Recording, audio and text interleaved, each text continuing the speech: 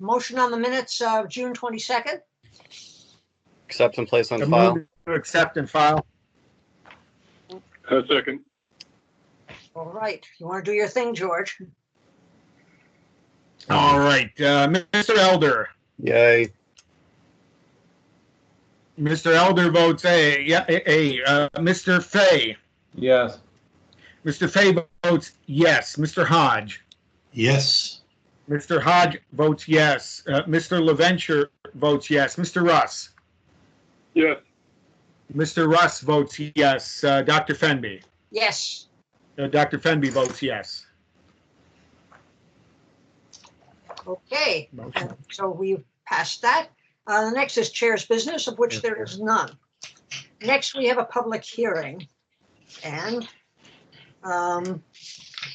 this is the public hearing on Mr. Genry to remove and replace a stone wall. Hold on a sec.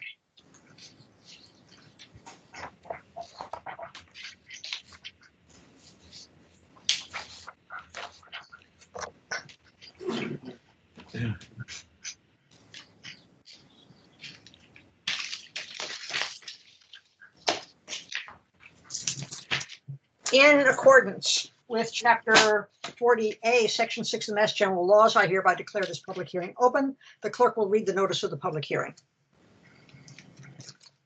In accordance with the requirements of the City of Marlborough General Code, Chapter 497, MGL, Chapter 40, Section 15C, Scenic Roads Act, in accordance with the March 12, 2020 executive order issued by Governor Baker modifying certain requirements of the open meeting law, the planning board will hold a remote public hearing on Monday, July 20th, 2020 at 7 p.m. to consider the request of Mr. Robert Gentry of 684 Stowe Road to remove an existing stone wall within the right-of-way of the scenic roadway. There will be no in-person attendance by the public. The public might participate in the hearing by clicking on the video link provided in the planning board agenda, the planning board website, or by dialing in for meeting audio using phone number and conference ID provided.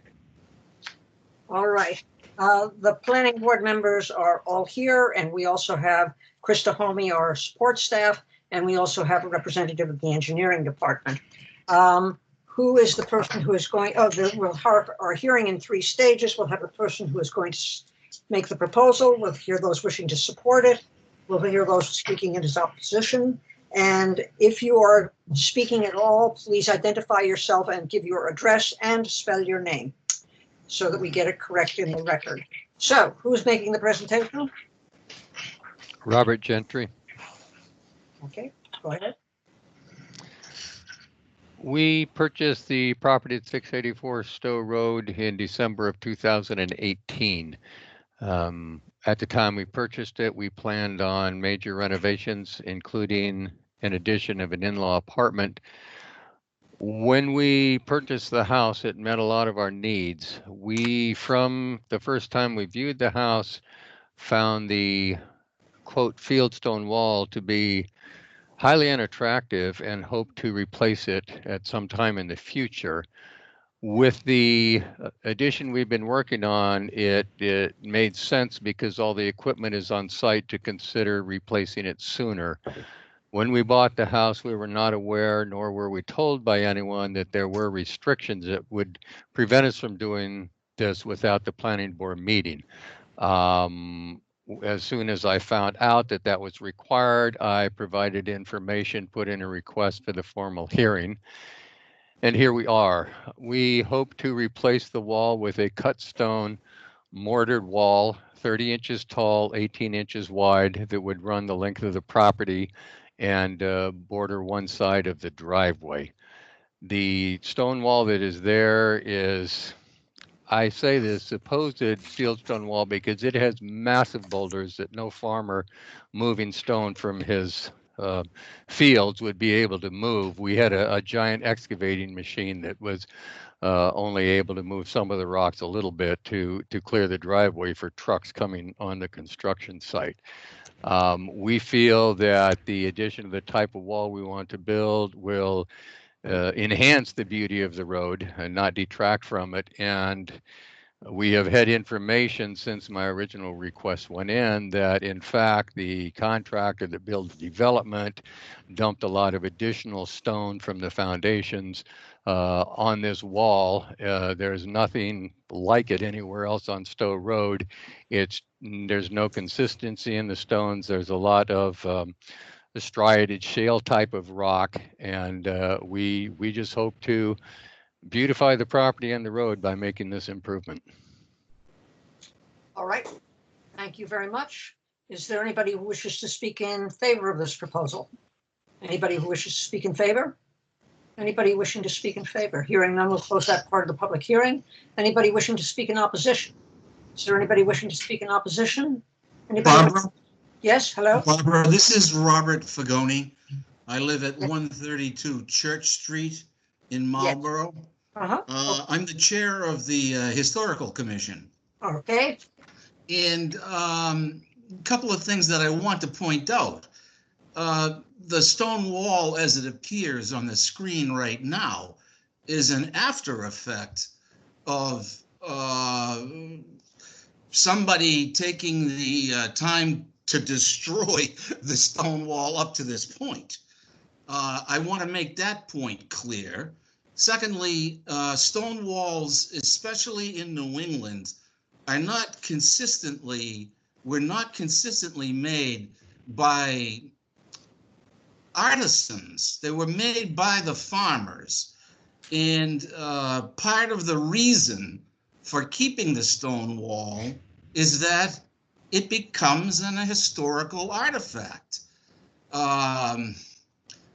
I just want to make sure that it's clear that somebody should at least take the time to consider the fact that Stowe Road is one of the oldest roads in Marlborough, and just to arbitrarily beautify a home, I think that's a wonderful thing, especially to put additions, etc. on it.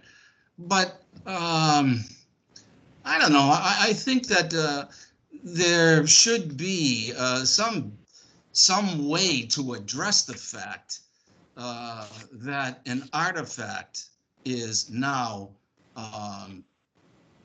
going to be destroyed.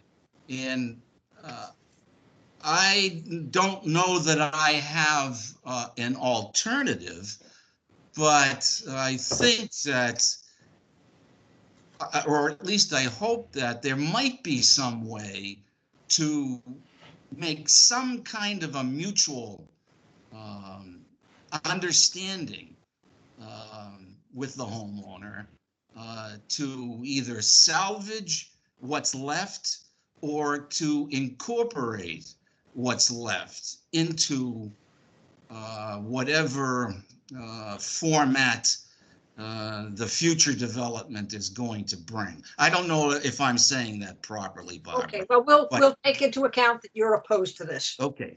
Am I allowed to comment? No. And next we'll hear anybody else speaking in opposition? Anybody else wishing to speak in opposition? Is there anybody else? I'd also like to speak in opposition. My name is Brendan Downey. I live at 385 Simpson Road. I also am a member of the Marlborough Historical Commission. Yes. And in the same vein as Bob mentioned, the wall, as we're seeing it now, has regrettably been damaged in such a way that, before we had an opportunity to have this conversation, I'd much like to see the preservation of this aspect of the historic road. It's, if you drive up and down these roads in Marlborough, and it's not just Stowe Road, it's Sudbury Road. It's a lot of the roads in this part of town. There is no consistency because, as Bob mentioned, these walls are constructed in an ad hoc manner. But the idea is that when you're traversing these roads, that you're providing somewhat of some character Marlborough has a lot of character, and I am very interested in preserving lots of pieces of it.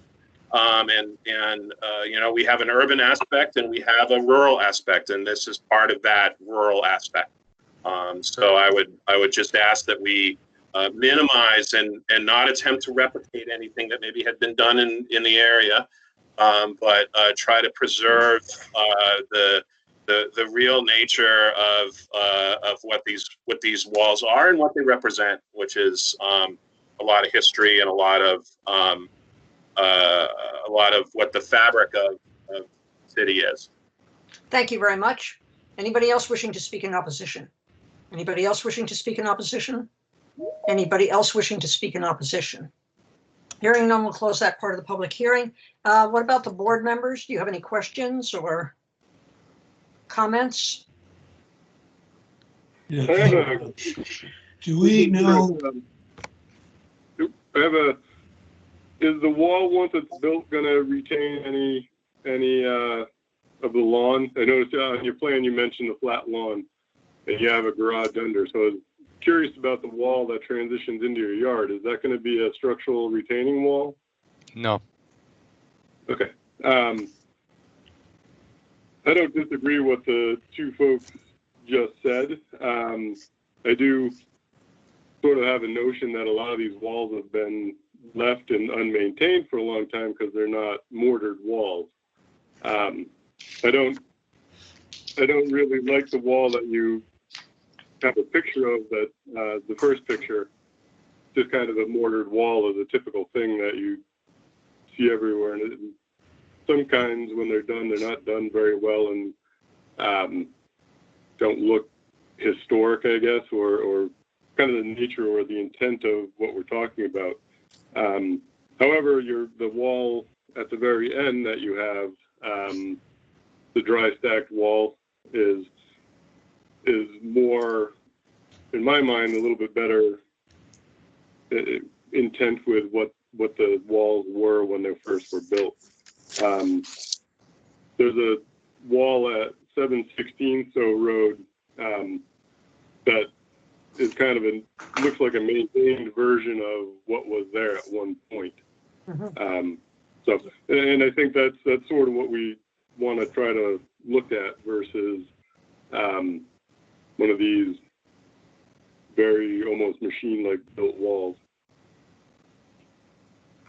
Okay, thanks, Chris. Anybody else from the board? Yeah, Phil Hodge. Do we know when the current wall was built and how long it's been there? Whether it predates the construction of the house or... I have information from a neighbor who's in an interior lot right next to ours. Excuse me. I'm sorry. Yes, we'll get to you. Oh. We have something from when the house was built and Facile was given very specific instructions regarding this wall. Can you see this? Yeah. This is a 1960 aerial photo. So that predates the home, correct? Yes. And then do we have the information when Facile tried to build it in the 1990? This is the original site plan. Right.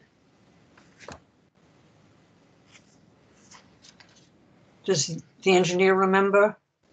We had specific agreement with him to retain the stone wall. He also wanted to take it down.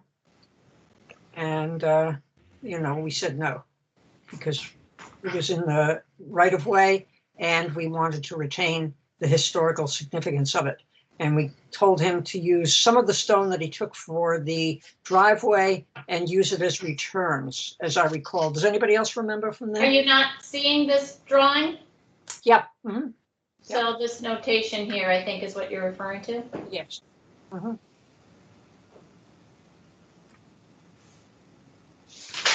So that was our agreement. And what year was this? 1996. Okay. All right. So that was, does that answer your question, Phil? Yes, it does. Okay. Any other questions or comments? I have two. Yes. Was someone before me? I don't think so, but go for it. Okay, so I have one comment and one question. I'll start with the question. On the drawing, there's a symbol for grass paving blocks, and it looks like the intended project is to include paving blocks in front of the wall. Is that like? I've already been advised that is not allowed. Okay. And my one comment is that if someone buys a property and they're not informed of the restrictions on the property, that is not the fault of the board or the city. That's the fault of the attorney that represented the buyer of the property. Okay. Okay, thank you. Did you have something further, George? You sounded like you wanted to say something. Yeah, a couple of questions. Maybe one directed toward the members of the historical commission. Are either of you folks aware of any legislation or regulations regarding the protection of these wall protection and requirement for protection and preservation of these walls? This is Bob Fagoni, George. Both the state and the city have ordinances in reference to scenic roads. And I don't have that in front of me, the actual codes, but both references to scenic roads specifically refer to shade trees and stone roads. And I think anybody who has done any amount of reading in the history of New England knows that you go outside the eastern part of the Hudson River down to Connecticut, and there are no stone roads anywhere else in America. And there's a reason, I think, the state and the city wants to preserve them as such. Sure. I'm concerned here a bit. I concur with Mr. Fay's earlier comment about it not being incumbent upon the city or the planning board to ensure individual homeowners are following their duty to retain the walls properly, and that it probably lies incumbent upon the turnover of the houses and the lawyers involved. I'm concerned in the fact that the stone walls are pieces of history. They are irreplaceable. And it would be very easy for people to just generally plead ignorance of the law or ignorance of the regulations or ignorance of the requirements and start removing these, whether it be piecemeal or in whole, because they hope to obtain perhaps a more upscale and more modern look. I do believe that there's significant evidence here that this wall significantly predates the existing structure. So I'm concerned about the precedent that might be set. With that said, is there, and I do believe one of the gentlemen from the Historical Commission had touched upon this, but is there any way, perhaps with the remaining materials, because it looks like some of them have been removed from the site, to return the wall to an aesthetically pleasing version of what was of the historical structure? Chris said that that was done at a particular site on the road, and I did see that. Chris, do you remember what the address was? It was 716 Stowe Road. There's a red two-car garage off to the side. It looks like it was the original wall that was there that the people have sort of maintained and put back together versus the one we're discussing is over however many years, 60, 100 years. It just hasn't been maintained, and ground settles and they sink into the ground and fall apart. Right. is there enough structure remaining to be able to rebuild something that would retain some of the historic quality of the wall and yet be appealing? Is that to the Historic Society? Yes. In their opinion, do they believe that is possible? Okay. Historical Society. Barbara, this is Bob again, Bob Fagoni. I'm not a wall maker. I don't have that facility myself.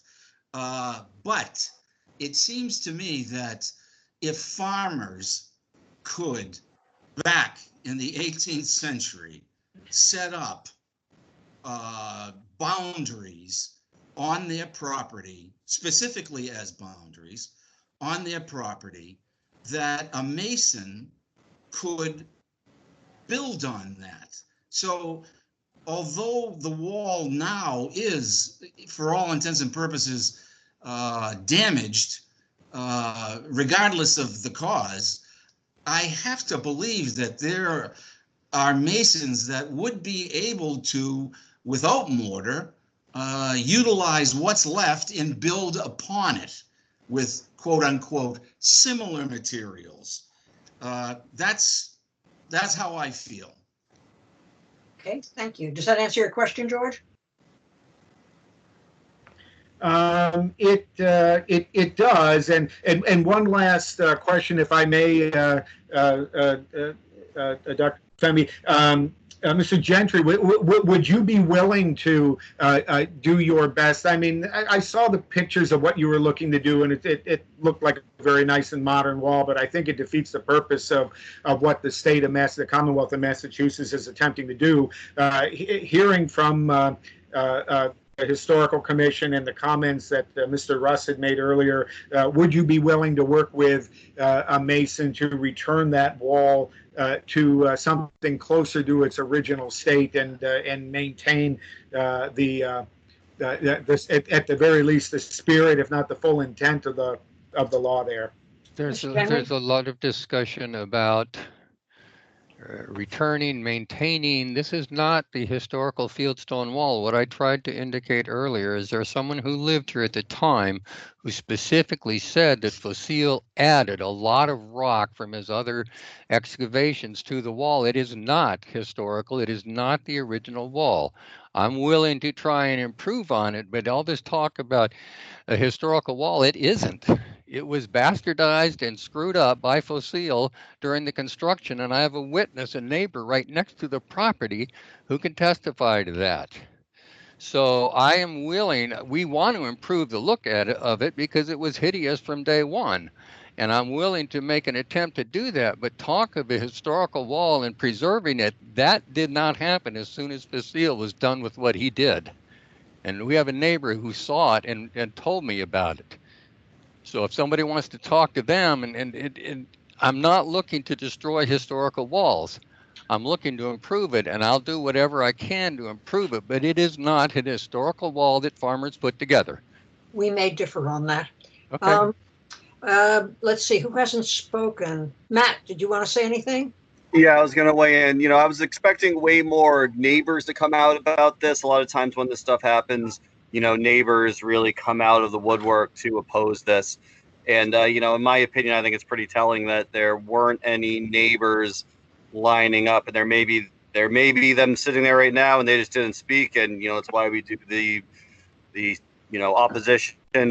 But I think it's pretty telling that no neighbors came out. You know, I think I may be in the minority, but I personally don't have an issue with them replacing it.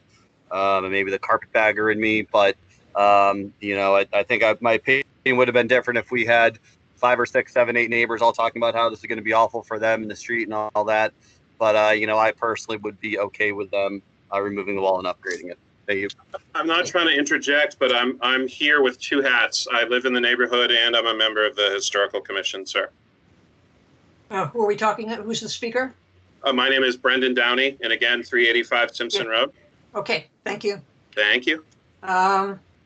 All right, is there anybody else from the board who wishes to say anything? Anybody else from the board who wishes to say anything? Hearing none, we'll close the public hearing. Would people like to take a vote at this point? Do I hear a motion?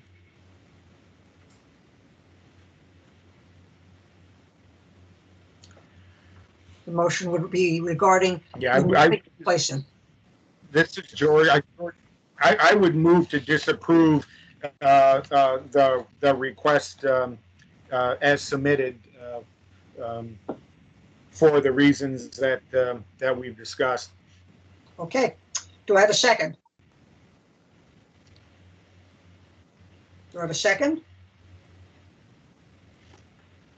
Okay. I make a motion. There's no second. Do I have a second? Do I have a second to George's motion? I will second George's motion as a courtesy. Okay, thank you. All those in favor? All right, I'll call the roll alphabetically. Mr. Elder. So just to be clear, your motion was to deny the wall, correct? Was to deny the wall, the new the removal of. No. Yes. Mr. Elder votes no. Mr. Fay. No. Mr. Fay votes no. Mr. Hodge. No. Mr. Hodge votes no. Mr. LaVenture. Mr. LaVenture votes yes. Mr. Russ. No. Mr. Russ votes no. Dr. Fenby. Yes. Dr. Fenby votes yes. Okay, it does not carry. Do I have another motion? Madam Chair, I move to approve the replacement of the removal and replacement of the wall. Who is this? Matt, I think you need to clarify there what you're not making a motion to approve the drawing with the pavers, and there are two different walls that are proposed. There's actually 3 different walls proposed. Yeah. I mean, I'll rescind my motion. I'm not going to get in the masonry business, so I think replacing it is more important than picking out which one we prefer as the non-homeowners. So I will remove my motion, but I will remove my motion then. Do I hear another motion? I'd make not sure how to word it, but I'd make a motion to allow them to replace the wall with something like I think it's option 3, which is a dry stacked wall, which is similar in nature to what would have been built when the farmers were just stacking the walls at that time. Okay, do I have a second at that?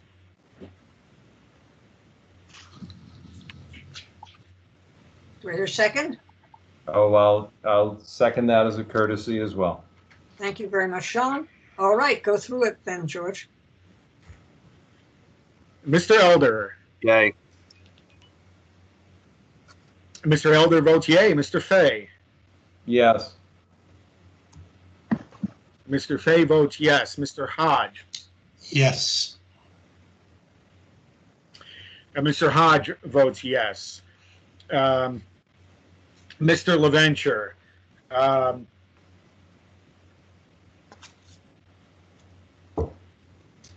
Mr. LaVenture will uncomfortably vote yes, understanding that the existing wall can appear to be a blight, but I'm still very concerned by the precedent. Mr. Russ. Yes. And Mr. Russ votes yes. Dr. Fenby. Yes, as long as it was overseen by engineering so that we are getting what we agreed to. So I guess it passes. Can we formally modify, Ms. Chairperson, can we formally modify that motion so that it contains that your last comment? If we can, it's agreeable to the people who firsted and seconded, and then we go through the whole thing. I'm fine with that. Makes a lot of sense to add that in. Okay, so you agreed. Who seconded the motion? Sean? Yes, Okay, so is it okay changing it with you? I think we can make we can impose any condition on a variance we wish. Okay, and so let's go through it again, George. All right, Mr. Elder. Yes. Yeah, Mr. Elder votes yes. Mr. Fay. Yes, Mr. Fay votes yes. Mr. Hodge. Yes. Mr. Hodge votes yes. Mr. LaVenture votes yes. Mr. Russ. Yes. Mr. Russ votes yes. Dr. Fendi. Yes. All right, it passes. and we're incorporating the existing stone into the new wall, correct? That's correct. Yep. Yeah. All right. Thank you very much, Mr. Generally. You're welcome. And we'll be moving on to subdivision progress report. Engineering.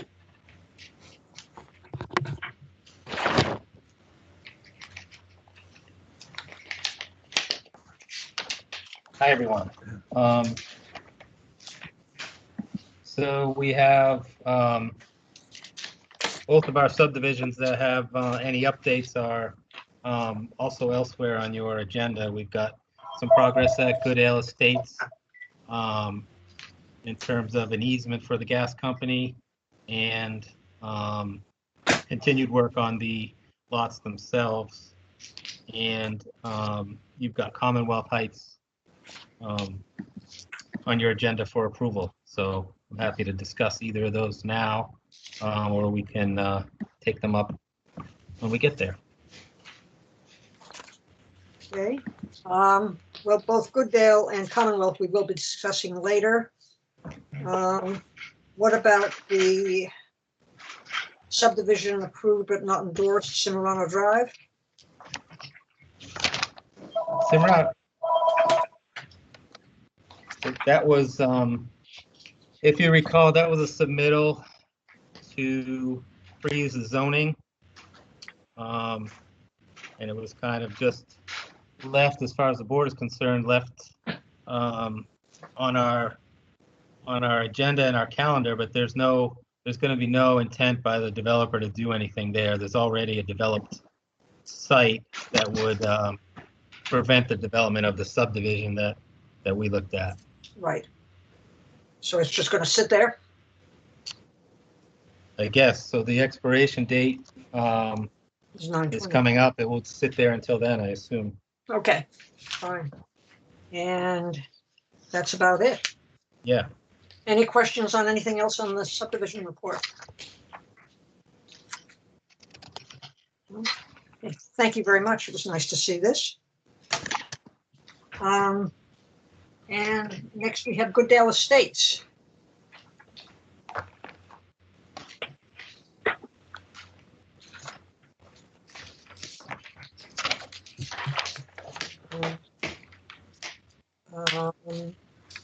You want to, George, read the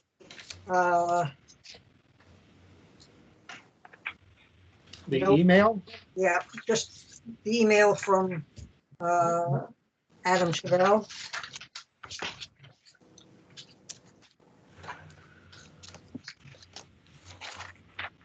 Let's see. The email, I got an email too, and I've got a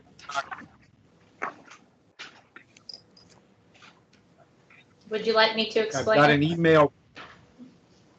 I got an email from Krista to Attorney Clavel. Is that what you'd like me to read? The return email, please. Well, I guess we didn't get one. We don't- Yeah, that was. No, The return I don't have it. Do you want to? return in email was the document that arrived in the mail. Okay, so it was the agreement. Got it. Oh, the first amendment to the performance agreement? Correct. Yes, Correct. You want me to read that? doesn't have to be. We all have. Do you- Engineering, do you want to explain where we are with this? So the board extended the time for completion of the subdivision this document extended the bond in accordance with that extension. And another update on this, we have, no, I'm thinking of Commonwealth Heights, so I'll wait till we get to that one. Sorry. Okay. All right. And Krista, do you have any comments to make on this since you've been jockeying this for us?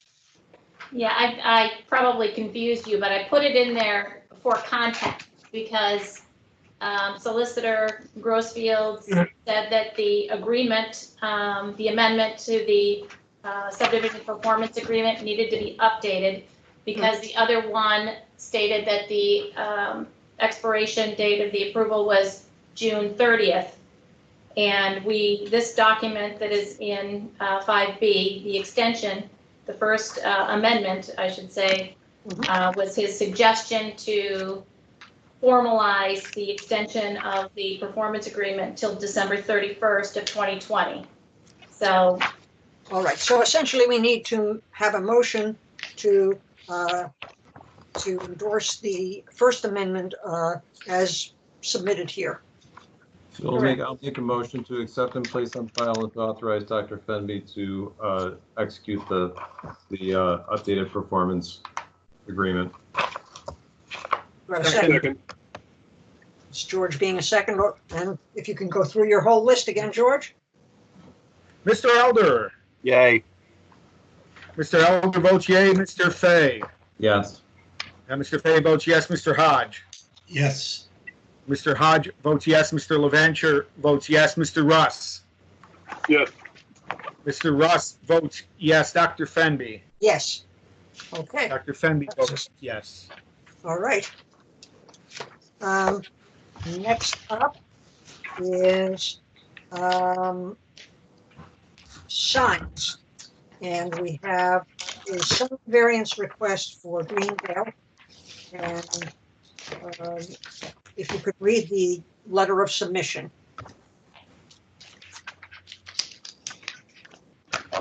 Dear members of the planning board, enclosed for filing are 10 complete copies of the Greendale Physical Therapy LLC's application for sign variance for the above referenced property. Also enclosed $25 filing fee. The property is 435 Lakeside Avenue, Marlborough, Massachusetts. Do we have Mr. Grossman here to make his presentation? Yes, Madam Chair, I'm here. One moment. Are you guys seeing anything? Just a list of documents. Yeah, nothing showed up other than just the Right. that list.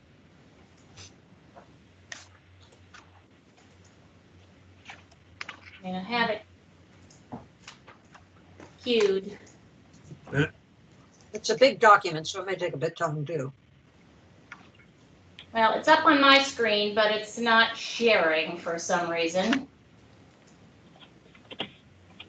While you're working on it, perhaps Mr. Grossman could speak to the issues involved, and we'll hope that this gets set up. All of us do have a package. Well, thank you, Madam Chair, members of the planning board. My name is Brian Grossman. I'm an attorney at Bowditch and Dewey. We represent the applicant, Greendale Physical Therapy LLC. I think at one point on the screen I saw John Dooley from Greendale, who is the owner. So if there are any questions for him as well, we can certainly take those. It's a pretty straightforward application as set forward in the packet in the letter of support. I'm not going to go through the entire letter, but Greendale has requested a variance from We've got the pictures up. Oh, perfect. Yeah, I see it. From the signed ordinance section 526-6, which only permits permanent window signs that are less than 50% of the area for the window to which they are affixed. Greendale is proposing two signs. You can see them both on the left and the right of the double doors on the picture. They're about 60 by 67 inches each. One has the Greendale logo along with the phone number. One has the picture of the track along with the Greendale website. Both exceed the 50% of window area allowed. They are not the entirety of the window space, as you can see for the entire property or for their section of the property. So Greendale's located at 435. It's part of the overall 419 to 435 complex. That includes oral surgery and the vitamin shop. As you can see, there's plenty of window space that's unobstructed in terms of the overall storefront. The two full 34 by 34 foot inch windows above each of the signs are completely unobstructed, as well as most of the door and the two windows that are above the door as well. There's certainly an advertising component to them, but they also serve other functions. They do help with wayfinding, both within the parking lot as well as when you're traveling eastbound and westbound on Route 20. The building itself is set back about 90 feet from the westbound side of Route 20, and it's about 150 feet if you're on the eastbound side. So travelers traveling in either direction, if they look, would be able to see and easily identify Greendale, both from the existing signage as well as the proposed. In addition to providing consistent branding with the other facilities that Greendale operates, we included, I don't have them, I didn't ask for them to be included in your slide package, but we did include them in the overall package. There is consistent branding, so if someone's used to going to one of the other locations, they'll be more easily able to find this one. And it also serves a secondary important function, which is both serve as privacy screens. So to the left, where the Greendale logo, that green circle is a waiting area. To the right, where the track is actually an area where people can receive physical therapy services. So without some sort of signage there or some sort of screening there to block them, you're going to be looking right in at people either waiting for an appointment or people receiving actual services. In terms of the standard, the proposed signs don't derogate from the overall intent and purpose of the ordinance. As I mentioned, it leaves a significant amount of open window area available. The signage itself takes up less than 50% of the overall glass footprint, if you will, of the storefront.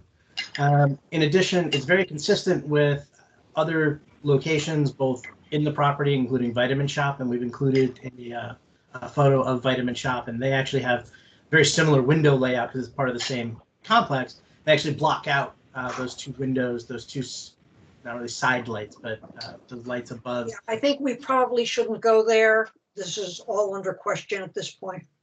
They did not get permission. Okay. But it is also very consistent with signage up and down Route 20. We included several other examples, including Protein House and a few others that have very similar signage where they're blocking, multiple windows. Protein House is blocking multiple windows with a much wider footprint. There are other service establishments that have very similar signage as well. And we thank you for calling that to our attention. And it's been turned over to the sign ordinance people for enforcement.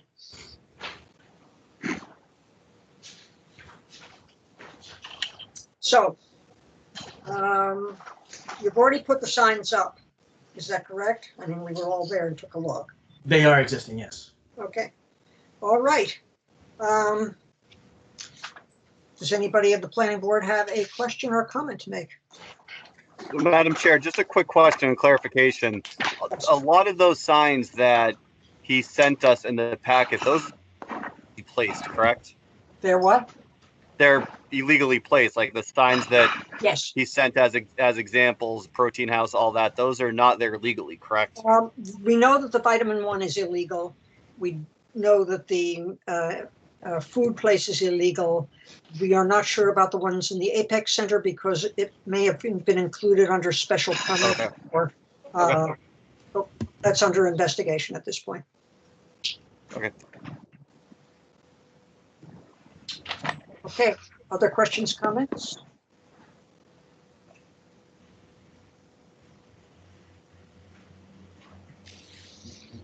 We've had this once before us, similar, and we turned it down because it was blocking the door. So this one is slightly different. On the other hand, this is advertising, so. We also had one for an auto couch. And there was a problem with how the sun hit the building. Yeah, right. And it was also a window that you couldn't see completely from the street. You know, from my perspective, you know, I think that our standard is for the variances, is there a practical difficulty with complying with the sign ordinance? And I don't really see that here.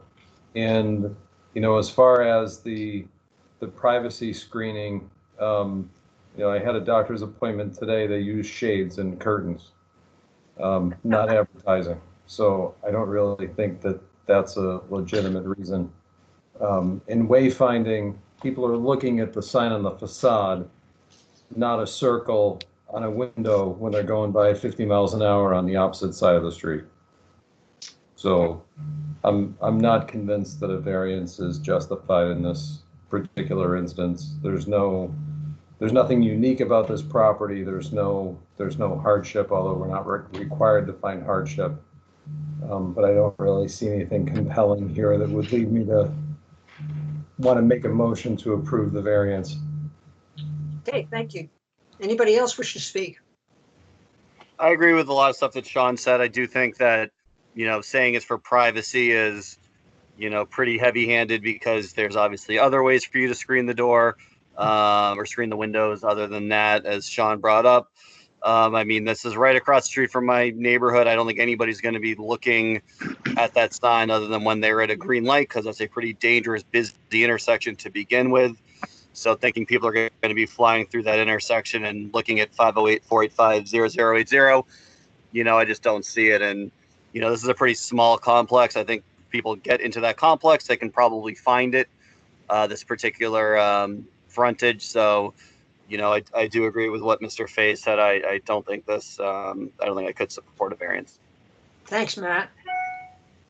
George, any comment? I strongly concur with the last two board members' positions. I see no reason to, I see no hardship or a reason to grant a variance. Phil? I concur. Chris? I agree with everything that's been said. All right, and I'm in agreement. So can we have a motion that we will deny the application? So moved. For a second? Second. A second. Second. Okay, it's Phil, a second. You want to go through, George?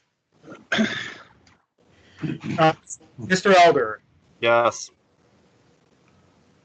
Mr. Elder votes yes. Mr. Fay. Yes. Mr. Fay votes yes. Mr. Hodge. Yes. Mr. Hodge votes yes. Mr. LaVenture votes yes. Mr. Russ. Yes. Mr. Russ votes yes. Dr. Fenby. Yes. All right, I'm sorry, but Dr. Fenby. Yep, you don't get your variance. Thank you very much. Thank you, Madam Chair. Okay. Motion to accept and file the correspondence involved. So moved. A second. Second. Okay, we have to go through the whole thing again.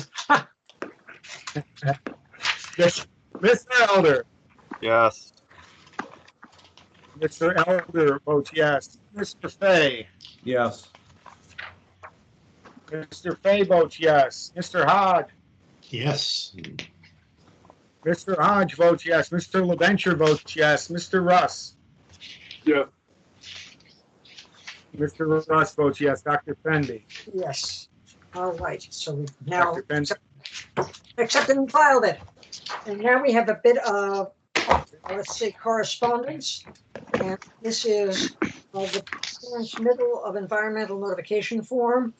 And this was FYI, so that you would know what was going on with that piece of property. And we decided not to give you the full plan, which was how many pages? It was hundreds, at least 100, I'd say. Yeah, so if you want to read it, you can read it online, unless people have an objection to that. And I suppose we have to accept and file this since it was sent to us. So on a motion to accept and file the correspondence. So moved. Second.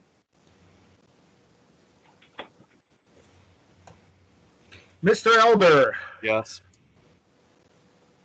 Mr. Elder votes yes. Mr. Fay. Yes. Mr. Fay votes yes. Mr. Hodge. Vote yes. And Krista, perhaps you could take Yeah, down Mr.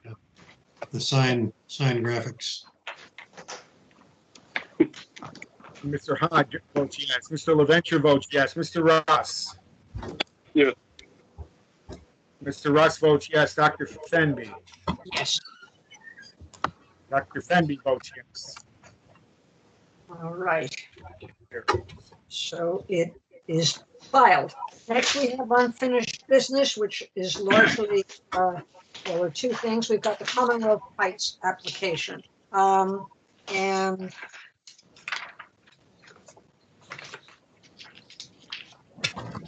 engineering has been very busy with this one. So do you want to tell us where you think we are with it?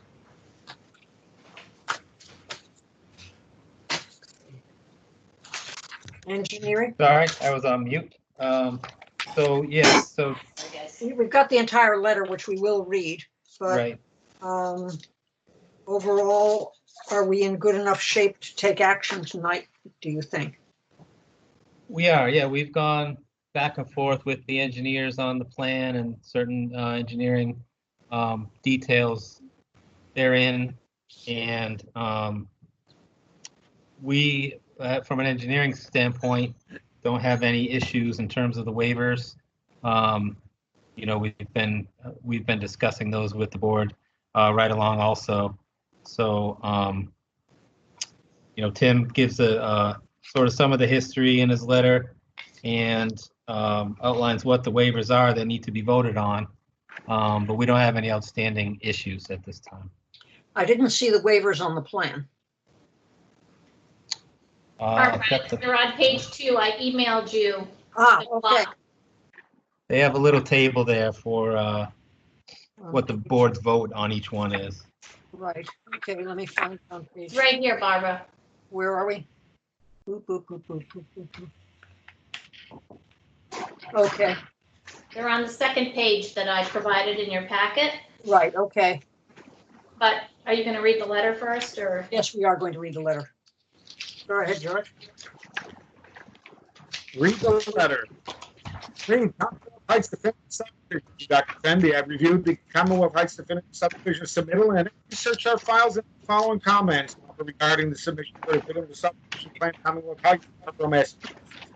Originally approved the Lot 23 definitive subdivision on May 11, 2006, recorded at the South Middlesex Registry of Deeds, recorded plan number 550 of 2007. The approval of the subdivision was extended several times until the approval expired at the request of the developer on November 7, 2017. After a failed attempt at the property rezone and develop a commercial housing overlay district project, the original subdivision was resubmitted for as a definitive subdivision plan. Its submission incorporated updated design criteria for the planning board rules and regulations, such as using vertical granite curtain, 10-foot wide landscape easement around the George. road. Breaking up. can't hear Sorry. you. Yeah, Is this any better? yes, Okay. In the time frame between the original subdivision approval and the expiration of the approval, the property was cleared and brought to subgrade. Municipal utilities were brought off the adjacent public ways onto the property, and 3 detention basins were constructed to treat drainage runoff from this property.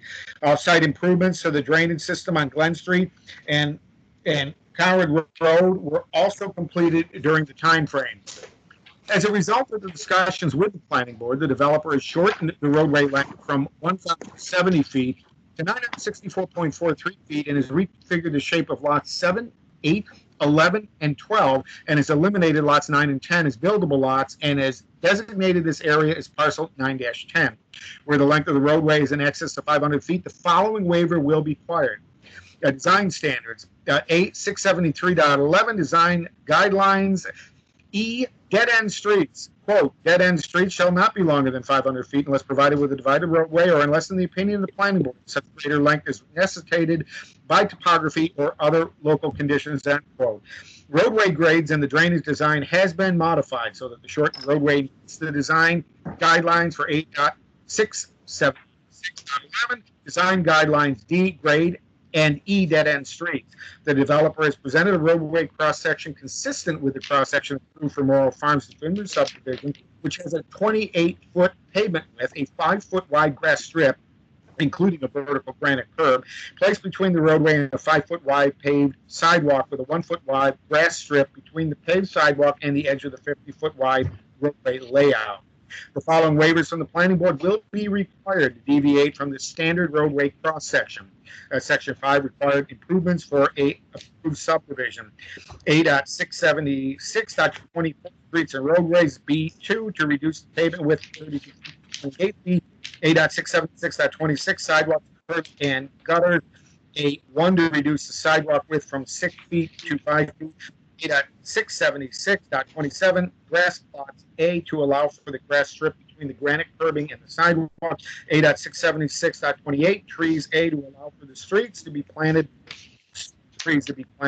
within the roadway right of way to maintain a staggered planting pattern on each side of the sidewalk. The definitive subdivision plans with the approval of the aforementioned waivers meets the design standards as set forth in A676, Article 4 for design guidelines for location, alignment, width, and grade of street, and provisions for dead-end streets, curb cuts, easements, protection of natural features, lot drainage, fire hydrants, sidewalks, grass plots, trees, and street lighting, and is set forth in 8676 Article 5 for general plan requirements, streets and roadways, utilities, sidewalks, curbs and gutters, grass plots, trees, monuments, street signs and names, street lights, underground lines, cable, television, signage, and guardrails. There's no provision for open space in the subdivision, although parcels 9-10 will remain unimproved other than a portion of the property which will function as a detention basin for the subdivision drainage system. I have requested that the applicant make changes to the definitive subdivision plan and addressed in the covenant for the Commonwealth Heights Definitive Subdivision submission to address the concerns noted by the Marlborough Conservation Commission in a memorandum to Marlborough Public Board dated June 7, 2020, and an email from John Director of Public Health dated June 18, 2020. 2020 for definitive subdivision plan submission, which had addressed our concerns. If you have any questions regarding this call, don't hesitate to contact me. Sincerely, the city engineer. Okay.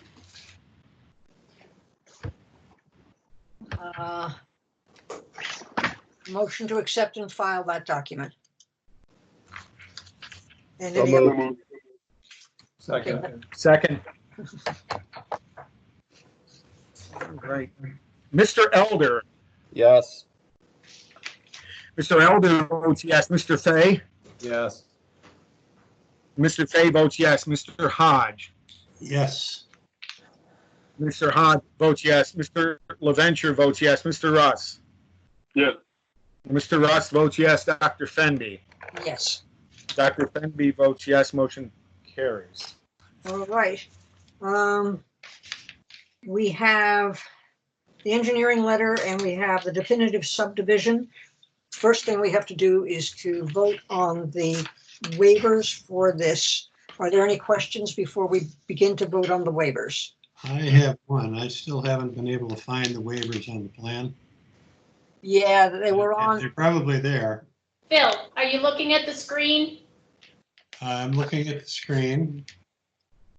on and page looking at 2, the second page in your packet, Yeah, right next to the title block?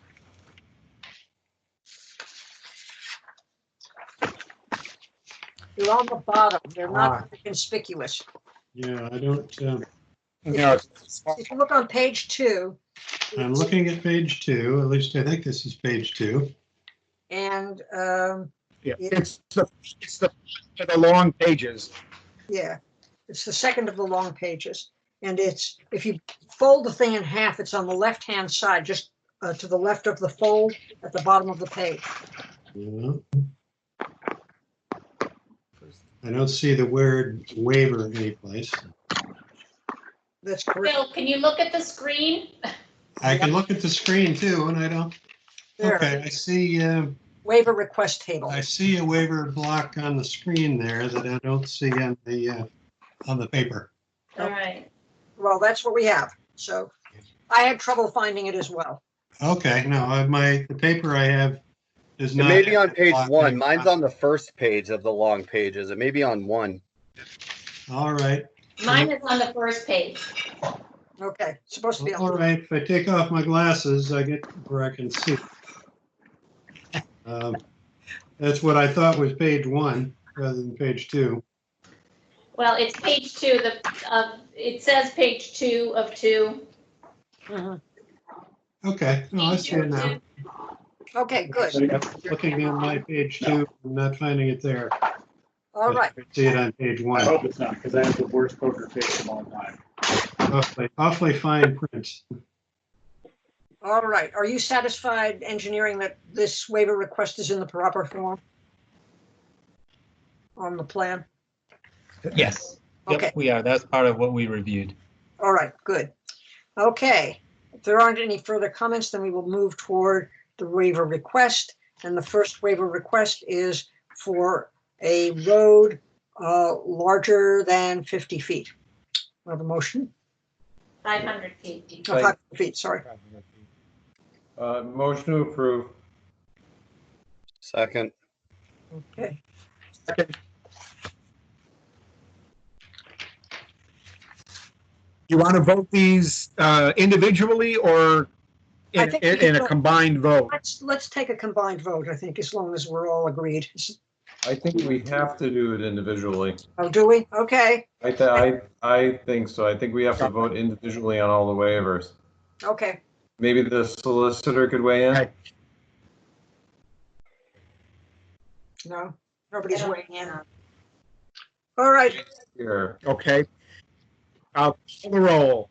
Mr. Can you guys- Elder. Can you Yeah. hear me? Yeah, Jay's here. Yeah, I would in an abundance of caution, I would vote them all individually. oh, thanks a lot. Sorry about that. I'll go back to being muted. Mr. Elder. Yay. Mr. Elder votes yay. Mr. Fay. Yes. Mr. Fay votes yes. Mr. Hodge. Yes. Mr. Hodge votes yes. Mr. LeVenture votes yes. Mr. Russ?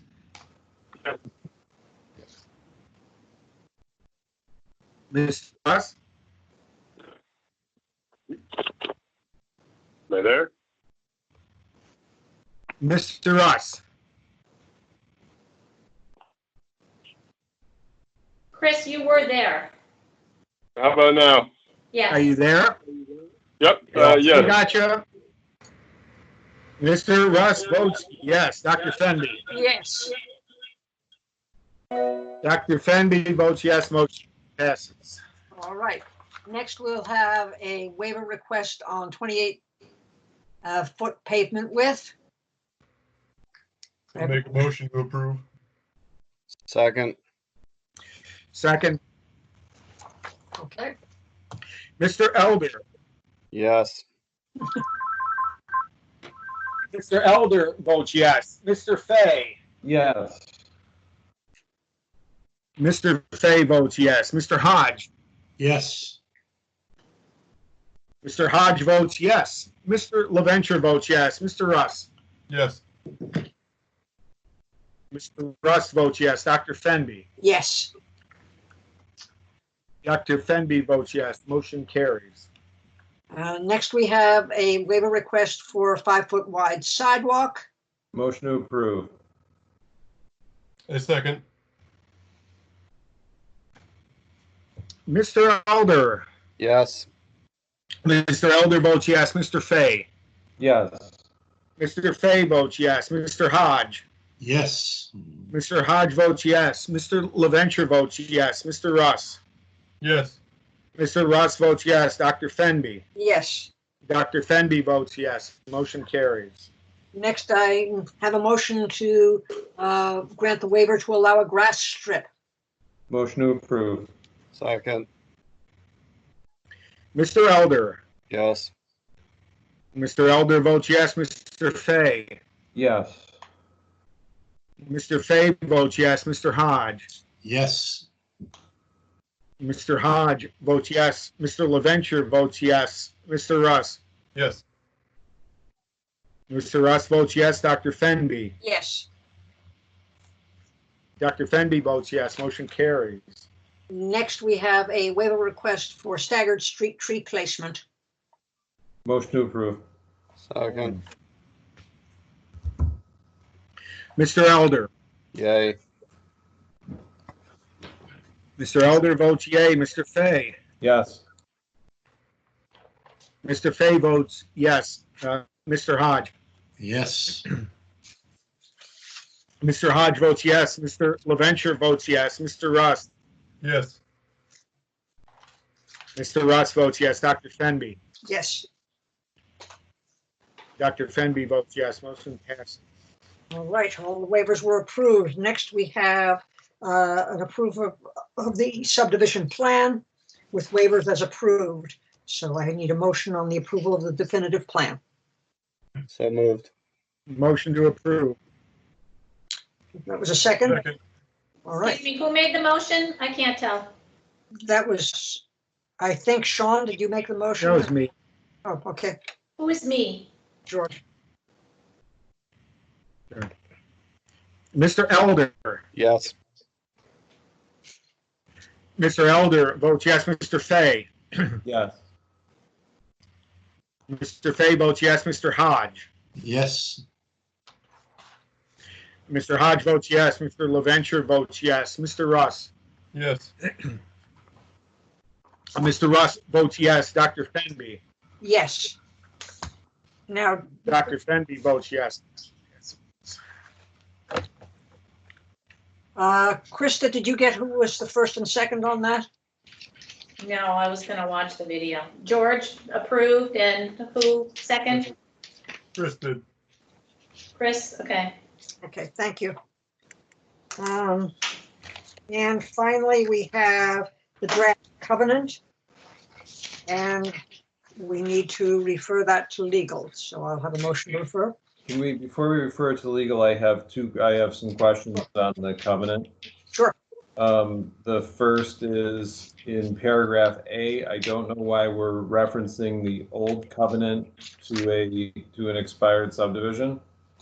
So I'm not sure that that's appropriate to have there. And then also, I may have missed it, but I think in the covenant, we would want to incorporate the requirements on the plan that we took from the Board of Health and from Conservation. Absolutely. And I didn't see that in the covenant, but it could have been, I just may have read it too fast, but I didn't see it. It's only by reference, so we want to include it. Yes. All right. So with those two additions, are you willing to make a motion to refer? To refer to legal department for their review. Second.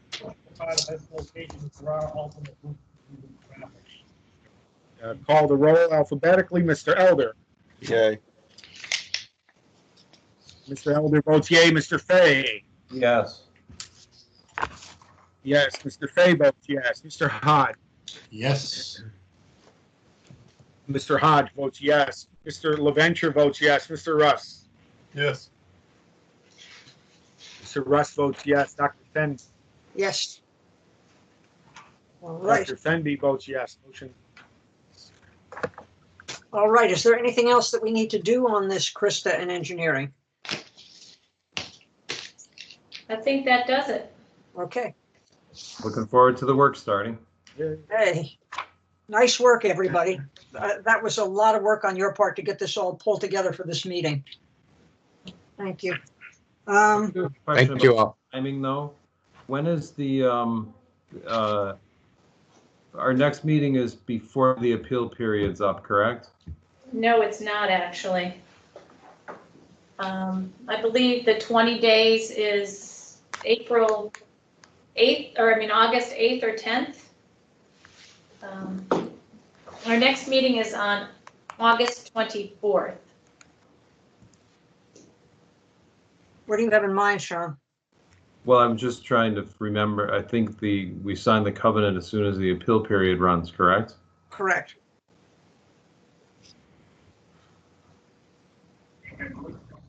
Sean, this is Tom. We plan to meet with legal. We already started talking to them about the covenant with the goal to make sure it's all in order before that date. But you're right, you don't meet until sometime after that.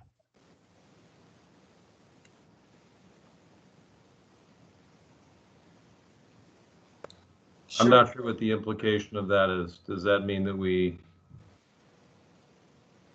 I don't know. Can we ask legal to, I mean, can we all go in and just sign? My assumption was that the board would vote at your next meeting to approve the covenant, and then the plans, vote to approve the plans also, or vote to sign the plans Right. At the next meeting. at that, or just at some point after that meeting. And we could set them up so that the board could come in and sign them. I think that was what we had in mind. All right. All right, that works. All right, we've got. Sorry for the confusion. It's just been a long time since I think the last one we did was it Commonwealth, Morrow Farm? Yep. And that's exactly why George and Chris are working on the timeline working group. So do you want to make a comment on that, George and Chris? Actually, before we jump into that, I do have one quick question on, Sure. When do they submit their construction schedule?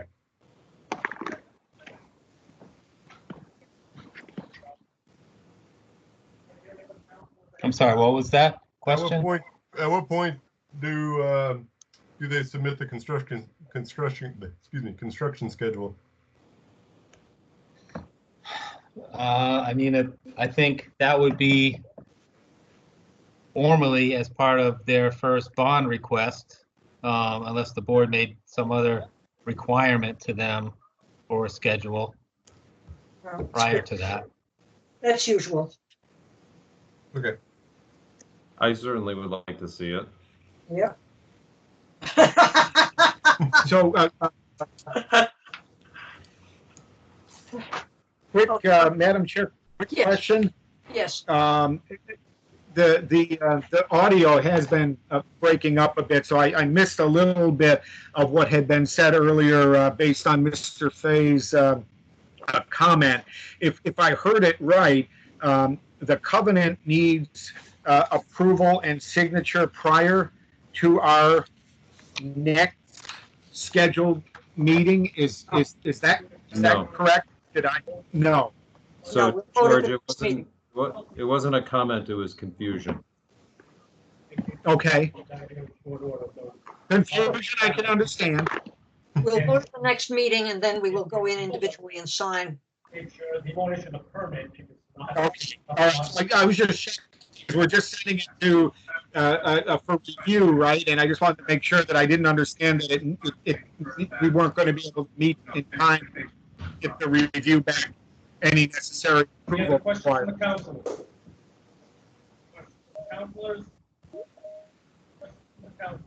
I can't.